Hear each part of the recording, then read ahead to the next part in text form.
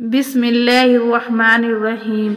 अस्सलामुअलैकुम वरहमतुल्लाहि वबरकातुहू। जब हज़रत फ़ातिमा ने दरवाज़ा ना खोला। एक रोज़ हुजूर सल्लल्लाहु अलैहि वसल्लम मस्जिद नबवी में तशरीफ़ लाए तो अचानक हसन व हुसैन के रोने की आवाज़ कानों में पड़ी तो बेचैन हो उठे और जल्दी से अपनी बेटी फ़ातिमा के घर पहुँचे। जाकर दरवाज़ा खटखटाया। हज़रत फ़ातिमा रज़ी अल्लाह ताला अन्हा ने अंदर से पूछा कि कौन है, तो हुजूर सल्लल्लाहु अलैहि वसल्लम ने फरमाया कि मैं तुम्हारा वालिद हूँ। इस पर हज़रत फ़ातिमा रज़ी अल्लाह ताला अन्हा कहने लगी कि अब्बा जान, अभी मैं दरवाज़ा नहीं खोल सकती क्योंकि मेरे पास इतनी बड़ी चादर नहीं है कि मैं उसे अपना जिस्म छुपा सकूं।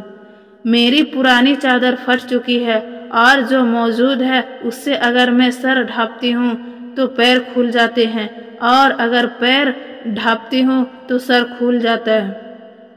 हुजूर सल्लल्लाहु अलैहि वसल्लम ने जब बेटी की ऐसी हालात सुनी तो दिल भर आया और अपनी चादर दीवार के ऊपर से घर में फेंकी और कहा कि ए बेटी फ़ातिमा, इस चादर को ओढ़ लो।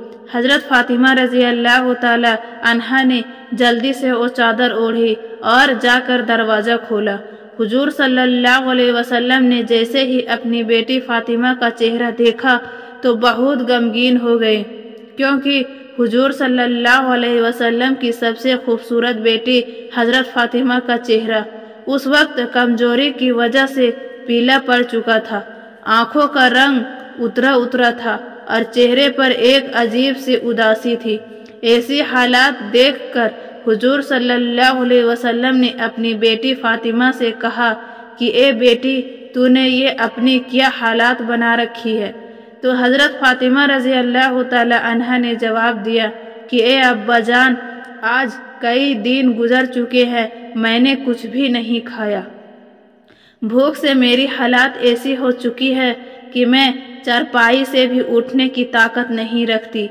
बेटी की ऐसी हालात देखे हुजूर सल्लल्लाहु अलैहि वसल्लम की आंखों में आंसू भर आए और फिर अपनी बेटी फ़ातिमा को गले से लगाकर बहुत देर तक रोते रहे।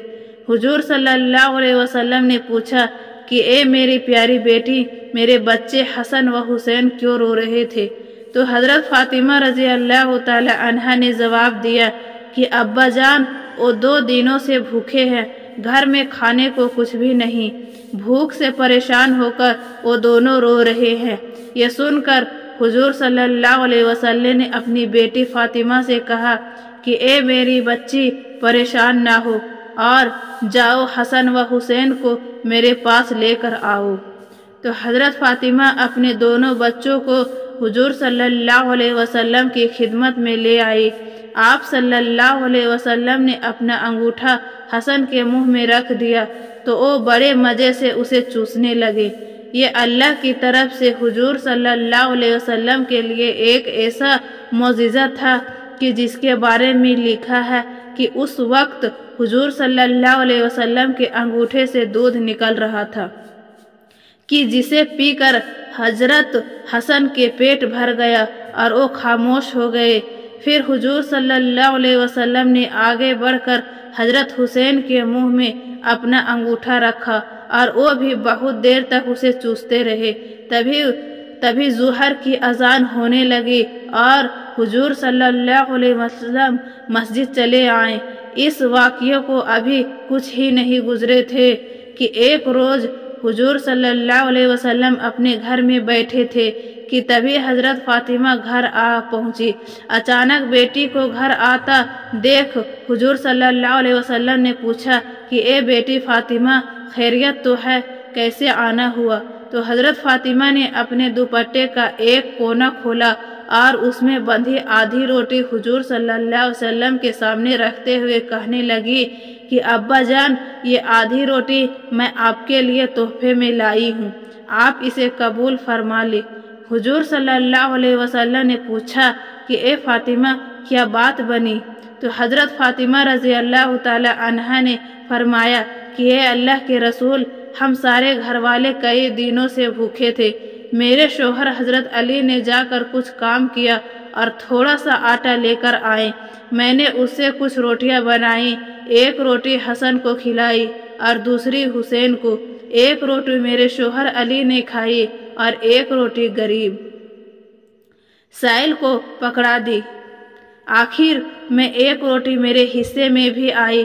तो जब मैं वो रोटी खाने बैठी तो ख्याल आया कि ए फातिमा, हो सकता है तुम तो आराम से अपने घर में बैठी रोटी खा रही हो और तुम्हारे वालिद हुजूर सल्लल्लाहु अलैहि वसल्लम कई दिनों से भूखे हो। ए अब्बा जान, जैसे ही मेरे दिल में ये ख्याल आया तो मैं अपने हिस्से की आधी रोटी दुपट्टे में बांधकर आपकी खिदमत में ले आई। आप इसे कबूल फरमा ले। हुजूर सल्लल्लाहु अलैहि वसल्लम ने अपनी बेटी फातिमा को मोहब्बत की नज़र से देखा और वो रोटी अपने हाथ में लेते हुए कहा कि ए मेरी बच्ची, कसम है उस जात की कि जिसके कब्जे में मेरी जान है, आज 3 दिन गुजर गए कि मेरे पेट में खाने का एक लुकमा भी नहीं गया। तो दोस्तों, जरा आप सोचे कि हमारे प्यारे रसूल सल्लल्लाहु अलैहि वसल्लम ने अपनी ज़िंदगी में ऐसी तकलीफ़ें क्यों उठाई? क्या उनके पास किसी चीज़ की कमी थी? ओ अगर इशारा कर देते तो पहाड़ भी सोना बन जाता।